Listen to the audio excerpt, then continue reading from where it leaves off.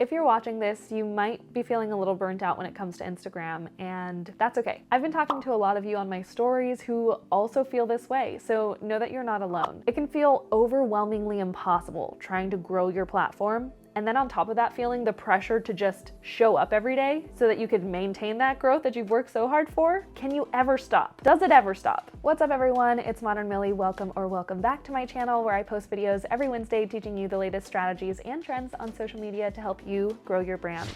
So give a little love tap on that subscribe button to stay up to date on all the latest tips and tricks that I have for you. First, I want to say a huge thank you to this video's shoutouts. I wouldn't be here if it wasn't for all of you. So if you want to shout out in one of my future videos, screenshot yourself watching this video and tag me on Instagram stories, or leave a comment below and subscribe to my channel. As always, timestamps will be in the comments below because I value your time and you already know why you're here. So let's get into it. Let's start with this amazing question. Is Instagram burnout avoidable, or is it something that we just need to learn to adapt to? To be honest, I don't know. I feel like this is the whole what came first, the chicken or the egg thing, even though it was obviously the chicken. For me, in order to avoid burnout, I've had to experience it a few times to figure out what I needed to improve on and to hopefully avoid it. Maybe I will learn the magical formula someday, but for now, here's a few things that I've learned that can help prevent burnout. Number one is the obvious answer of self-care. Lots and lots of it. Like at least one full day a week where you're completely unplugged from your social media. It's so important to take care of yourself first before you take care of other people. And this is something that I ignored for so long because I was like, nah, I'm good, I'm fine. Like, I take care of myself because I sleep sometimes. And because I was ignoring self-care and I wasn't being intentional with taking care of myself, I burnt out so much to the point where I had to take like 5-6 months off of social media. I couldn't even open any apps because it gave me so much anxiety. That is how bad it was. As soon as I started taking care of myself and putting myself first, that's when I started to be able to show up again and be myself because I was taking care of myself. No one is going to take better care of you than you. So make it a priority to do things that you love. Random things like going to Bath and Body Works to smell candles, or going to the thrift store to look at old records. Like find those things that are nostalgic and fulfilling or joyful and do them. Do the heck out of them. Take care of you first, all the time. All day, every day, all day. So number two is to be realistic. Set boundaries and lower your expectations of yourself. So number two has like 2A, 2B, and 2C. 2A is to be realistic. When it comes to social media, what is a realistic posting schedule that you can do and maintain and not go crazy? Okay, so 2A, be realistic. Yeah. 2B, lower your expectations of yourself or the pressure that you put on yourself, okay? Because I get it. That is me. I have high expectations for myself, high standards. I want to overperform all the time. But when it comes to social media, you cannot do that to yourself. Even this question that I got says, is it okay to take 1 week off? Sometimes I feel like I need to turn off. Yes. Yes, it is. It's okay to take breaks. I feel like we have this pressure where there was a time where Instagram strategy was you have to post every day. You have to post twice a day. You have to post 3 times a day. That was a strategy years ago, and it worked years ago. Now, that is outdated. That is an outdated strategy to post every single day and burn yourself out, tire yourself out. That is not normal, not human. I mean, if you could do it, great. I can't do that. Lower those expectations of yourself to have to show up every day. Take the pressure off. Go back to being realistic. Set a realistic posting schedule. Maybe you're posting reels Monday, Wednesday, Friday and showing up on your stories throughout the week. That is enough, okay? And then 2C is to set boundaries. And that's setting boundaries around your relationship with your phone, your relationship with social media. Maybe it's, hey, when I wake up in the morning, I am not going to open any social media app for an hour. I am not going to use social media on the weekends. I am not going to use it past 7 p.m. You know, set those boundaries for yourself and your partner so that you guys can keep each other accountable. Okay, tip number 3 is to batch content. Batching content has helped me a lot with staying ahead and not having to stress about what I'm posting, when I'm posting, etc., etc. So batching is when you basically do the same task for a set period of time. This is a productivity hack that helps you save time by doing one task uninterrupted by any other task. You get into a flow state, allowing yourself to get more done. So So for example, instead of figuring out what you're going to post, writing the caption, figuring out the hashtags and all of that right before you post, maybe you should figure out what you're posting throughout the entire week first. Just figure out what pictures you're gonna post this week. Okay? When that's done, then go to the captions. What captions are you gonna write for each of those posts? Then when that's done, then you could do your hashtag research for each of those posts. Think of it as one task at a time and batching those tasks up.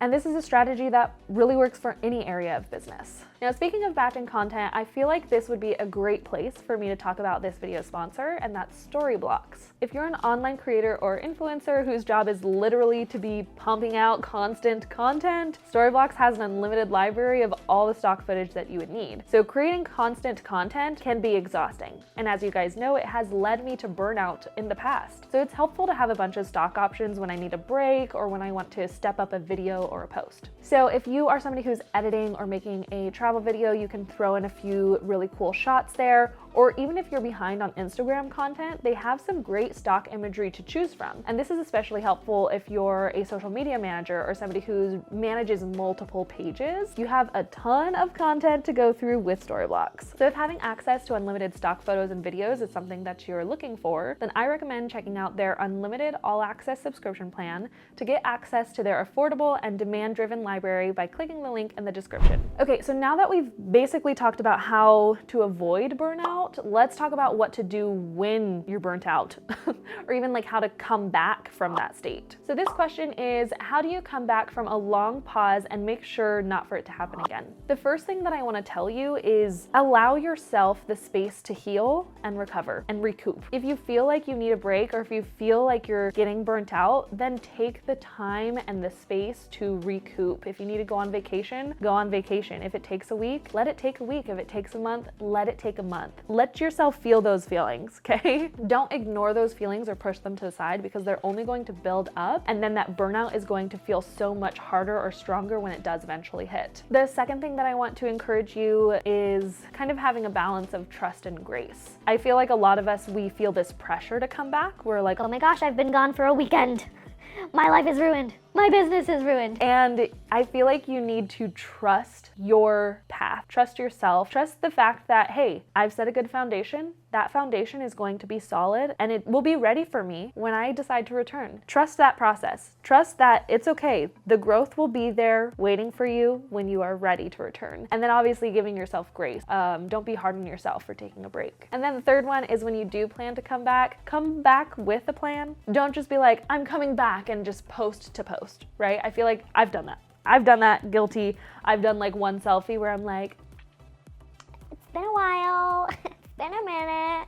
How you guys been? And then it's like, I'm gone for another month, right? Don't just come back to post. Come back with a plan. Get yourself set up for success so that you have a plan. You know what you're going to be posting. Maybe if you're posting 3 times a week, you could plan out 12 posts and maybe have that be the momentum to get you back into the game. Not the posting on social media, but the preparing of the posts. All right, let's do some rapid fire Q&A. So one question is, how do you do all the things but without getting burnt out? Really, really good question. For me, it comes down to organization and batching content. So right now I'm recording this YouTube video. I'm recording 2 other YouTube videos today. Sometimes I record 4 videos at once, sometimes 5 videos at once, whatever my body is capable of, and I only do them once a month. So I have 1 YouTube video day every month, right? So when I'm batching content, that helps. It gives me at least 1 month to breathe, right? When it comes to YouTube. And then organization, I use a tool called Trello. Trello is a great tool for any solopreneur who's looking to organize like their Instagram posts, Facebook, YouTube, TikTok, ideas, business, like all the things I do on Trello. So I'll drop a card up here, which is like my Trello tutorial, Trello 101, the basics, what you need to know. And that's how I've been able to do all the things. Another option is like, hey, I'm officially juggling all the balls and I don't think I can do it anymore. Then maybe it's a sign for you to hire out or start to delegate to a virtual assistant. Next question is, how do I treat Instagram only like a business tool? I end up spending too much time seeing every like and comment. Something that I've been doing when it comes to Instagram and using Instagram as a business tool specifically for market research, engagement strategies, all of that, is I actually use the desktop version. I notice when I use my phone, I get sidetracked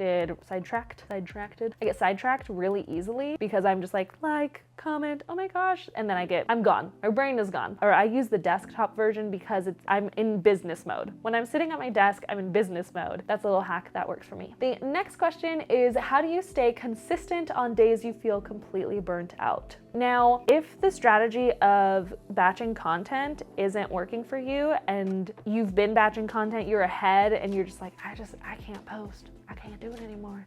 Then don't do it. Yeah, like how do you stay consistent on days you feel completely burnt out? Don't post. Feel the burnout. Be burnt out. Spend all day in your bed. Order freaking Postmates for every meal. Do what you need to do to recharge and be burnt out. Let all of that out so that you can bring in the goodness and that self-care, okay? The next question is, how are you compartmentalizing burnout for Instagram and not letting it hurt other areas like YouTube, your website, etc.?